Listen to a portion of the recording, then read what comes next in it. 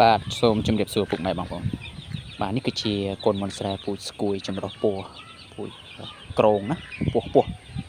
បាទហើយឥឡូវនេះគឺខ្ញុំកំពុងតែដាក់វីតាមីនបាទឲ្យវាផឹកព្រោះក្នុងខែត្រជាក់អញ្ចឹងយើងប្រើវីតាមីនជាប្រចាំថ្ងៃក៏បានដែរអត់ជាបញ្ហាទេណាហើយខ្ញុំផឹកឲ្យផឹកតាម1ម៉ោងទៅ2ម៉ោងគឺអស់ហើយគឺអត់ដាក់ច្រើនទេណាទឹកគឺដាក់មកល្មមមកវាផឹកអស់ដើម្បីបង្កើនប្រសិទ្ធភាពថ្នាំវីតាមីនឲ្យវាផឹកទៅគឺវាចូលនឹងសារធាតុចិញ្ចឹមកូនមន់បានច្រើនអញ្ចឹងរបៀបដាក់វីតាមីនឲ្យបានប្រសិទ្ធភាពឲ្យមានប្រសិទ្ធភាពបងប្អូនគួរតែបដាច់ទឹកវា2ទៅ3ម៉ោងក៏បាន